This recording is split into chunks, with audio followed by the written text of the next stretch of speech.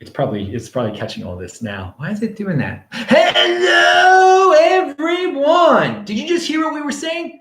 This is Adam Meister, the Bitcoin Meister, the Disrupt Meister with McCook. Yeah, I'm in Sydney, baby. Just got off the plane. Welcome to the One Bitcoin Show. Today is October the 16th, 2019. If you're in the United States, it's like 15-hour difference here, and I haven't slept much. So it's the next day here in Sydney. Pound that like button. Strong hand, long-term thinking. One Bitcoin equals one Bitcoin. Value your wealth in Bitcoin. Offended by selling, unconfiscatable. Conviction, be a unique beast. Relentless. Your home for insider information. McCook is here. Hello, my elite friends. Oh yeah, this is the jet lag show, baby. We're going to make it real special, real memorable for you. Remember, if you got questions, type in Bitcoin Meister. I can answer your questions, and Haas can answer your questions too, maybe. Play this video at 2x if you're watching it late. Hey, I wanted to say yesterday's show was taped, but still we got super chats. You can do super chats. Colonel Swan Jr. sent $10. He says centralized authority need not apply. Pound that like button, dude. OPSEC Classified also sent us some support yesterday, so thanks a lot. So Haas picked me up from the airport. Thank you very much, man. And we were talking about Schnorr signatures of all things, and the increased level of multi-sig that's coming. So let's talk about what that means for the financial aspects for custodial accounts, et cetera, et cetera. Yeah. So Adam and I were having a chat in the car on the way back from the airport, and I was hashing out an idea with him about analogizing Bitcoin to a startup company. So every company has a particular valuation, and people invest in a company based on expected return, based on something they model and assign a valuation. So in the very, very early days of Bitcoin, the end game of Bitcoin was a huge end game. But in 2011, Bitcoin was effectively useless. Its value proposition in 2011 was full of promise, but the actual utility you could extract out of Bitcoin in 2011 wasn't that much. Now, as infrastructure started to get built, hardware wallets, ASIC miners, exchanges, and all that kind of stuff, Bitcoin's utility increased, thereby drawing in more yearly investment. So at the current price of about $8,000, you'd need $3 billion of investment between now and the halving to absorb all of Bitcoin's supply. So on a yearly basis, about $6 billion. Based on my valuation of Bitcoin and where it's at in the current state of infrastructure with Lightning and whatnot, I can see it being worthy of about $10 billion a year of investment, which would put the coin price at about 12 grand now and about 24 grand post halving. But now what we were saying with Schnorr signatures. Now, one of the things Schnorr allows is massively multiple M of N multi-sig setup. Whereas if you have a 90 of 100 M of N setup, it's carries the same load on the network as a single sig key. So in terms of a value proposition of Bitcoin, if you're a big custodian or traditional bank, Goldman Sachs, JP Morgan, Fidelity, whatever, and you want to get in big on Bitcoin and you want to hold 10, 15, $20 billion worth of it, unless you have something available to you like an 80 of 90 multi-sig, where you can have a hardware wallet in every major office you have in cities all over the world. If those big custodians have the ability to do that, the value proposition of Bitcoin increases 5x overnight. So that's one angle of how I see Bitcoin and its price moving, based on the utility function that Bitcoin provides and the yearly investment that it can start bringing in. So right now, custodial accounts, these big corporations, they're not able to pull that off. You're saying they're probably not likely to be as comfortable as they will be in the future I'm not going to say they're not comfortable now, but maybe they're not comfortable now holding Bitcoin because they can't do a super multi-sig like that. So that made me think a lot. So when is Schnorr going to be ready anyway? 2021 or something? It'll be ready when it's ready, as everything is. But like Bitcoin's got time. Bitcoin doesn't run out of time like we do. So when it's ready, it'll be ready, and when it is ready, the value proposition will increase. But you've also got a flip side of things. If you have a FOMO run, where the value of Bitcoin skyrockets to around $100,000 a coin, all of a sudden you'll just have a lot more developer interests, funds available, to support developers working on this kind of things, and these things kind of roll on. So like Lightning, took 3 years to get to the stage where it's at now, and it'll keep improving over the next 3 to 4 years, and it'll be enough of a value proposition to increase, the $8 or $9 million of liquidity we've got in the Lightning network to boost the appetite of people to run nodes and open channels. Now, speaking of the fiat price, you saw that it went down a little bit, and you were pumped. Oh yeah, I was so happy. So we should all be praying that the price stays as low as possible, as long as possible, to allow for the little guy to get in and do their daily stacking. He does it. He really does it. He's like, I'm getting some right now. I'm getting some right now. So the more sats the little guy can stack, the better. I gotta say, this dude is really living the Bitcoin life. Pound that like button, friend. And of course, check McCook's Twitter feed. It is linked to below. You're on all sorts of podcasts. You're all over the place. You're writing stuff. But seriously, you've cut your expenses. The extra money you have, you throw in the Bitcoin. And this is a serious dude here, man. I'm like, this dude values his wealth in Bitcoin. He's living it. All right, now we're going to talk about the TSA. What happened to me in what everybody loves when I talk about the TSA. It was in Baltimore, actually. I'm getting on the plane. Well, when I go through I don't go through the naked body scanner. I make them frisk me. So the guy is frisking me, and I was wearing this shirt because I'm still wearing the same shirt I was wearing when I left Baltimore. And he's like, you're like a Bitcoin trader? You know about cryptocurrency? I was like, yeah, I definitely know about it. And he's like, yeah, oh, that's awesome. And I just know about the pizza thing. He's like, is it still good to buy? Is it still, my friends are telling me that I'm like, dude, it's still early. It's like the internet was early. And he was getting excited about it. And I was like, remember though, there's only one Bitcoin. Your friends are going to tell you about all sorts of other cryptocurrencies. There's only one Bitcoin. And the dude was he is supposedly giving me the TSA guys are supposed to give you a thorough frisk. They flip you on the bottom, they hit you down here a little bit. And he did it so fast. He loved it. So, hey man, some people say to Adam, you wear a Bitcoin shirt when going through TSA. It helped today. The dude didn't even give me a real frisk. He just let me go.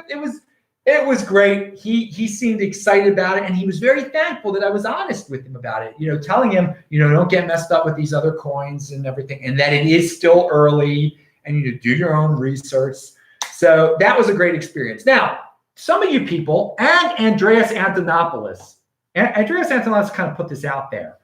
Because Australia does have some rules where they can check your laptop, and you have to give them passwords to electronic devices now.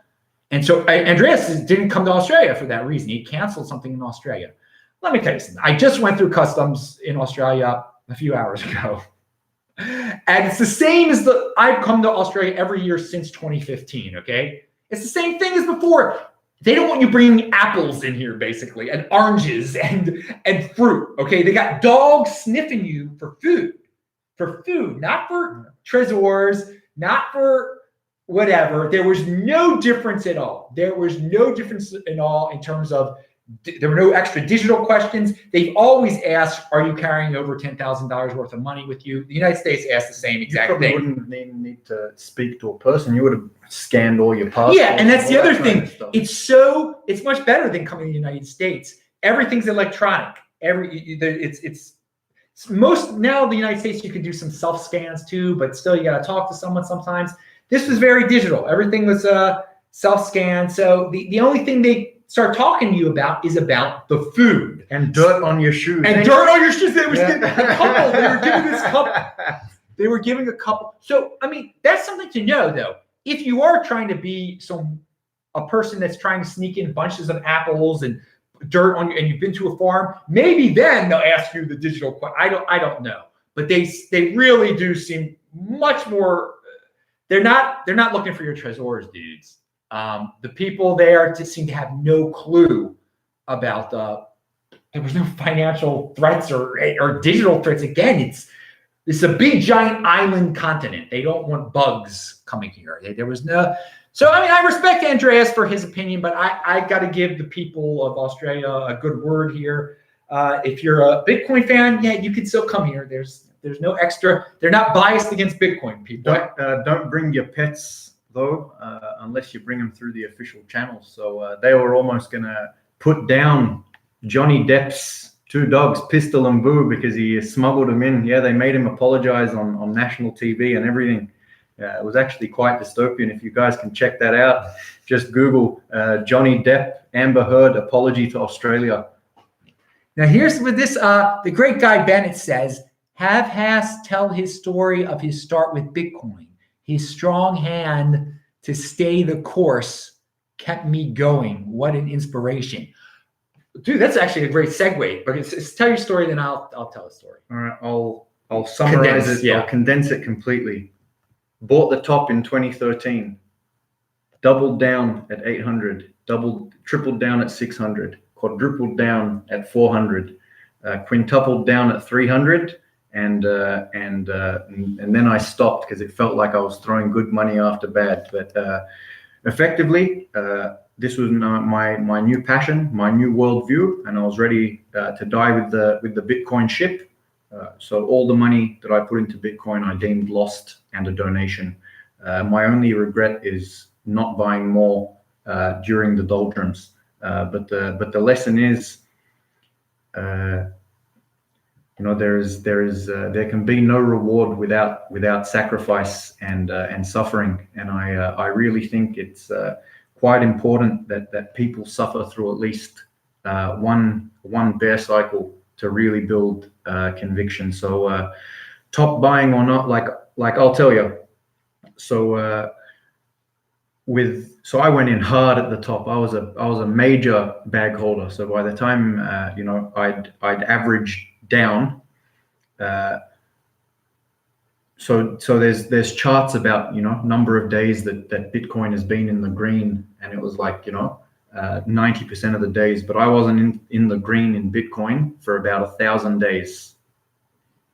You had a strong hand. You didn't give it up. And as at April this year, I'd been holding Bitcoin for 6 years, and I did not outperform a single FANG stock. So this hand is strong. Now, obviously, because it's gone up from $3,000 to whatever it is, now I've outperformed the FANG stocks. But Bitcoin is most definitely not a get-rich-quick scheme, and not something you should go all into too early. So, for example, we were talking about company valuations before, and what Bitcoin is worth to people. Back then, I thought Bitcoin was worthy of 20 to 30 billion of investment a year, and that was just my opinion of it, where I saw Bitcoin's endgame. But the world still doesn't share my view, and the indication is that we're only probably pulling in about $6 billion of investment a year. But soon enough, we'll probably be pulling in 100 billion investment a year. Who knows? So. The trick is hold, never sell. Consider your Bitcoin purchase a donation to the greatest charity in history, where it's only the second charity in history where you donate money to it. Not only do you realize a better world, you also enrich yourself. Oh, yeah. What a guest. Straight out of Sydney. Pound that like button. And he's talking about the lessons that he learned. There's an article that I read on the plane because I opened it up. I opened the browser before I got out on the plane. I'm trying to maximize my time on the plane. And this article is by Michael Hawaii, or that's his name on Medium. How I Discovered Bitcoin. And it's a good lesson. He talks about in 2012, he heard about it, and then he tried to argue against it. And in 2014, he was freaked out by the low prices. All these typical stories. This is a smart guy, and he puts it all out there. So read this. It was a good article. People like to hear stories like this about how they got into it and how they made some mistakes in the beginning and they learned their lessons. So that is that article that I read on the plane by Michael Hawaii. It is a good one. Linked to below. It is definitely a fast one. I want to say the two of us are going to be at some events coming up. Those are linked to below. Now, show this Piper thing to show how old school you are here. What is this Piper? All right. So this is a relic of years gone by. So basically, what this is way back in the days, possibly even predating Trezor. So what this was this little unit. Whenever I had like a little kid's birthday or occasion like that, used to like giving them a couple of sats. So I used to click this button and print them out a paper wallet. So as is with everything live, for some reason it's not working. There it is. She lives. So this is like basically a little Raspberry Pi box. And it's still legit, man. It still works. So I'll hold it up to the camera once it's done. So this is it's all on like heat-based special paper that won't get destroyed for years and years and years and years. So I used to give these things out. So you load up on this one, and I give them a couple of sats, and I tell them, once these sats are worth an amount of money that's worth putting on a Trezor or something, I'll show you how to sweep the funds and store them. So they don't make this thing anymore. But it's cool. It still works. It's still legitimate. This is a collector's item. They only supports legacy addresses, but I do believe that it's an open source product. So you can, if you feel that way inclined. Paper wallets aren't really a thing these days, and I'm actually quite happy they're not. Much far better ways to secure your coin. But this was a good little gimmick.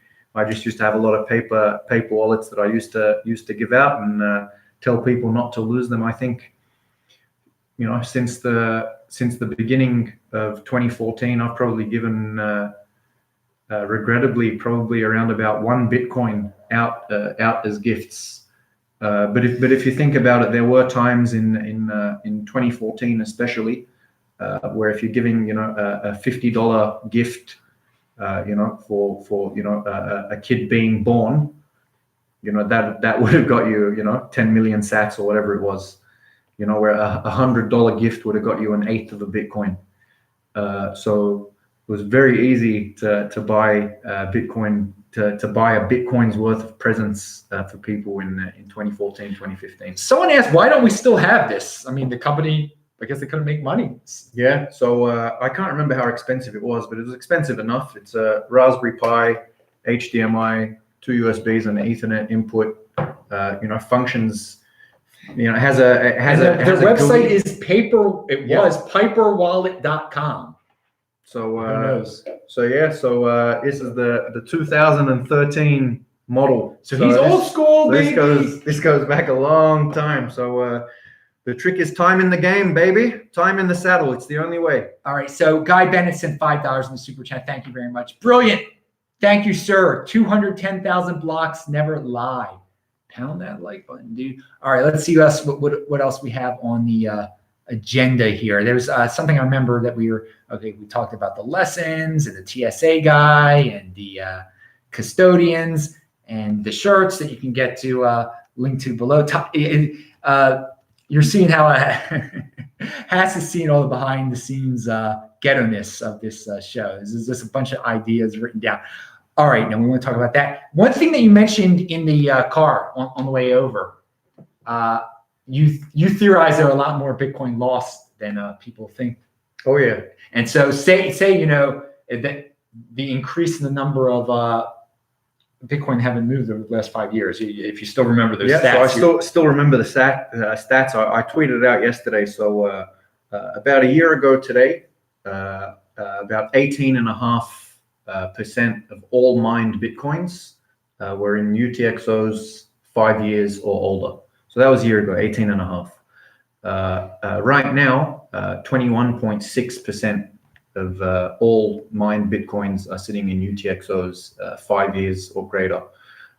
So I think there are more lost coins than people really think there are.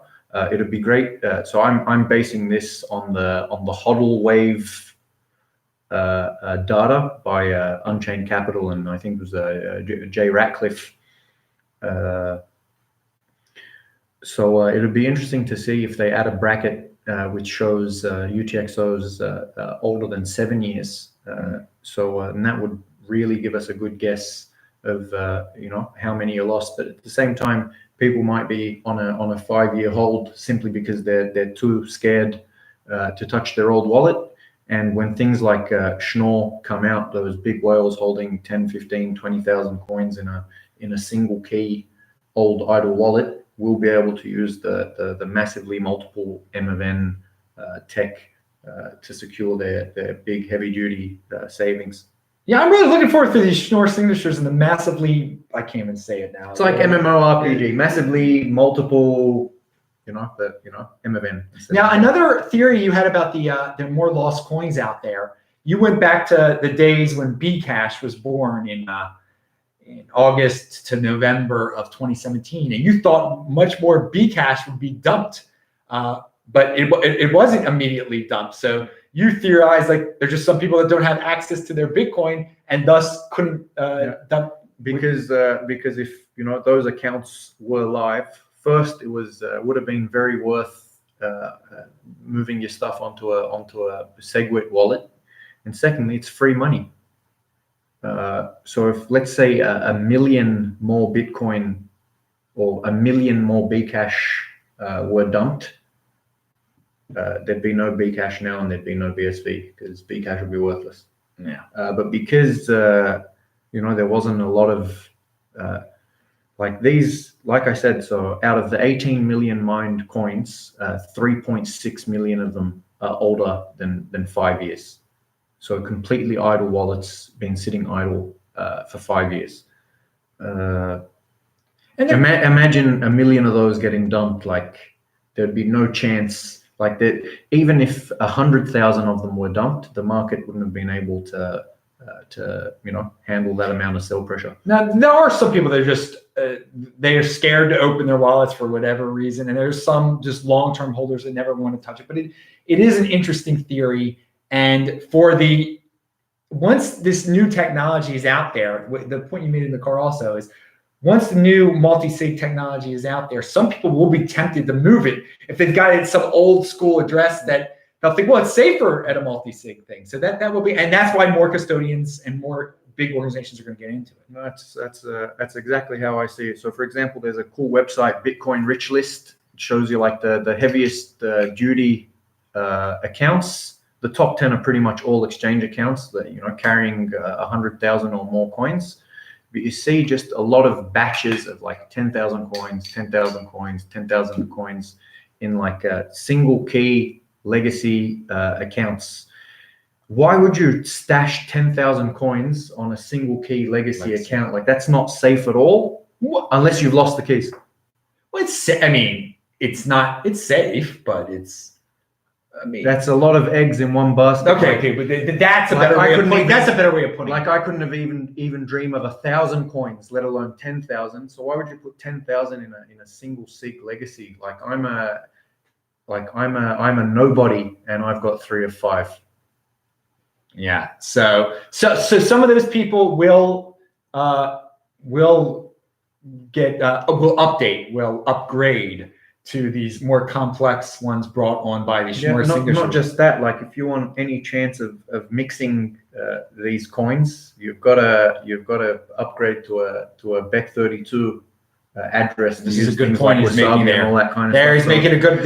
He knows more about this mixing stuff. So if these things aren't moving, aren't getting mixed, I'm quite happy to say these things are lost. because no one in their right mind should be sitting on 10,000 coins in a single key legacy account. And if you visit Bitcoin Rich List, you'll see several such accounts.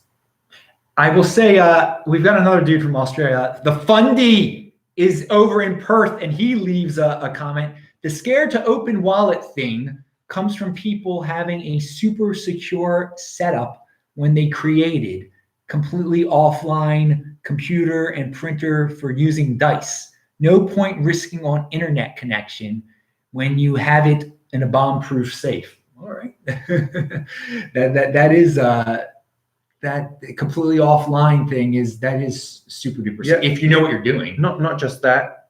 This stuff wasn't possible in 2011, and these accounts are older than 2011. So I'd say these are lost. We eventually we'll see if they never ever moved. Yeah, because that's the thing. Like I don't think there was ways to introduce dice roll and entropy and air gapping and all of that kind of stuff. Like I don't think that was doable unless you were like ultra hardcore. And there's just too many accounts with like a flat 10,000 or a flat 5,000 or a flat, just a round number that just haven't moved in 7-8 years. He agrees with the mixer point, though. The mixer point was a great point. If you want to get into this mixer stuff, you're going to have to do. You can't just have it all at one address. So I can agree that there's some set and forget hodlers that have been on a 5-year hold, and you can see in the stats, which could be a leading indicator for some of you traders next time. When the price bubble spiked.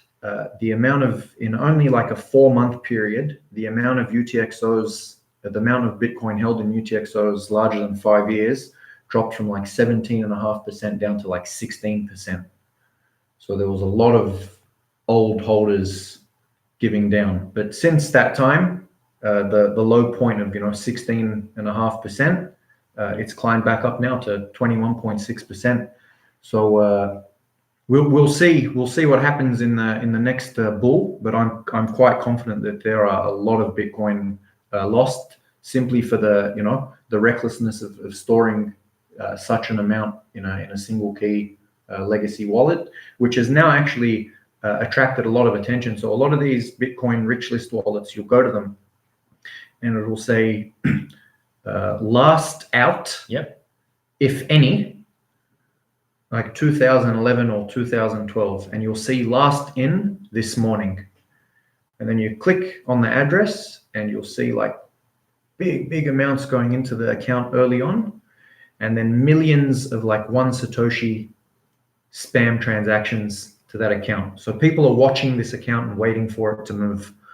So yeah, they're either lost or you've already mixed them, and if you've already mixed them, the UTXOs aren't 5 years old. All right, dudes. It's the jet lag show, which means I'm going to have to get my sleep very soon. But we'll be back tomorrow with a new show, of course, because there'll be a new show every day. And we'll have This Week in Bitcoin. You'll see Hass some more. He'll be on some more of my shows. Thank you very much for being on the show today, man. Thanks for picking me up. I hope everybody enjoyed this special The One Bitcoin show. Remember, pound that like button. Bang that bell button. Click on those squares that you see if you're watching this taped. I'm Adam Meister, the Bitcoin. Oh, wait. Guy Bennett says spent $5. He wants to say something. So what do you think the total Bitcoin exists at this point to the closest million? 16 million. What? Oh, not 15 and a half. That's accessible. Because there will be some old 5-year holders. I'd say all of Satoshi's keys are gone, plus another 1.5 million or so. Okay. So let's call it 15.5. So it's not really 18, it's 15.5 is what he says. There's some that say less. There's some people that have said less than that. I've heard smaller numbers. All right, dudes. I am out of here. Thanks, everybody. We got Australians in the house here. It is the day. It's weird, man. I'm getting used to things that it's the day when it should be the night. Who knows? I'm driving on the wrong side of the road. He's driving on the wrong side of the road. See ya. All right. That was good.